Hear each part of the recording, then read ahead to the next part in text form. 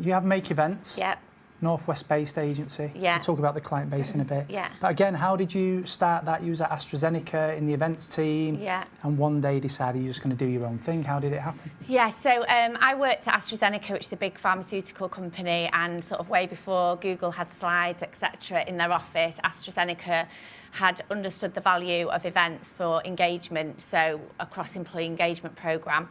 So I was there 4 years. I'd been in my previous job, which was hospitality, for 9 years, and during that time had started with, recovered from quite a serious mental illness. So when I got well, when I was still at AstraZeneca, it was suddenly like, oh my God, the blinkers are off and this is what life is like. And hadn't probably realised that that had tinkered away ever since I was little. So as soon as I was well, it was kind of like, I was bypassed for promotion at AstraZeneca, and I just decided something that I would have normally just nodded my head and cracked on with. I decided I wouldn't, because I'd gone through so much and I just thought I can do this. So I left my job of 4 years with nothing to go to, which sounds like madness, but I wasn't on a particularly great salary, so I didn't have those kind of golden handcuffs, I guess, around me.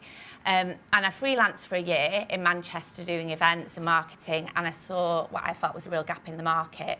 And I kind of thought, I'm going to have to get a proper job now because I need to earn some money. So do I go and work for someone else, which is notoriously long hours, or do I set up and just have a go? And I thought, I'll make events, and that's how it all started. And then your first client was Late Rooms. Yeah, so Late Rooms, McCann and Betfred in like the first 3 weeks. Very good. So, and it's grown rapidly, your business, hasn't it? Yeah. And similar to for the Forever Unique story, Yeah. you got to a stage where you could quite easily have I wouldn't say a stress-free life in events, Yeah. but you could have a relatively nice life with, with just less stress. But you've decided again to reinvest and go for much further growth. So how's that been? Why did you make that decision for a start? And then what have the challenges been? I think we got to a point about 2 years ago where we were doing a mix of corporate parties and private parties, but the brand was confused and people didn't quite. We were doing like events in Dubai for Kellogg's, but our brand reflected parties and things like that. So we went out. Any people with their own small business, we decided to rebrand, which we were going to do in-house. And then I heard a talk, and it was this guy talking about branding. It was your customer's truth is your truth. So it doesn't really matter what you perceive your customers thinking. What they are thinking is what they think of your brand. And it just prompted me to go out to market, and we rebranded with an agency. And we decided to take the private party side out of it, which was a massive risk because it represented about 40% of the business at that time. I still do private parties 6 a year that I can fit in, but Make Events became a fully corporate agency with brand values, with a strategy which the team absolutely live and breathe every day.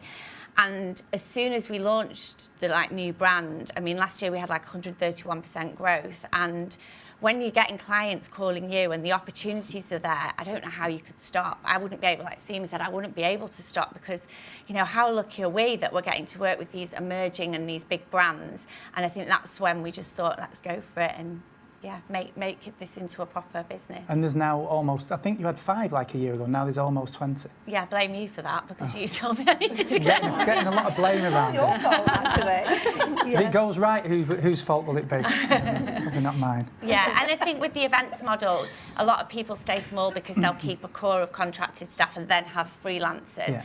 But for me, for everyone to live and breathe that brand, they needed to be working for me, fully invested. And your favourite event that you've done? Was that the Dubai one? Yeah, so I'd say the first international event we did for Kellogg's, we had to find an unusual venue. We found a private island in Dubai, and I think we were about 3.5 years old then, and just to stand and see this sea of Make Events t-shirts looking over the palm in Dubai was a bit of a pinch me moment. It was amazing. Favourite artist you've worked with? I know you two ladies do a lot of work together. We do. Highly recommend. At Holly's event last night. Yes, Rick, Rachel's husband, I saw at one this morning on leaving a stage. You're looking fresh. You're looking fresh. Favourite act, Kylie Minogue. So just really quickly, have been obsessed with Kylie Minogue since I was about 10 years old, and I've got scrapbooks and wrote in one of my goal-setting books, I will meet Kylie Minogue. And then a client, we pitched her for an event, and she did the event for us. So that was again struck that off my goals list, and yeah. Very good. And she signed my scrapbook. Goals hit, goals achieved. Yeah. So, and the future plans for you for Make Events, what do they look like?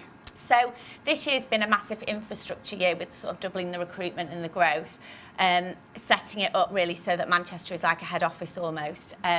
We've just recruited someone from Leeds. So the idea is once by the end of this year, kind of the infrastructure's right, that we'll have satellite sort of teams in Leeds, Birmingham, London, because we are doing it, like we were in Harrogate last night, we are doing events across the country. We just need a base in each area.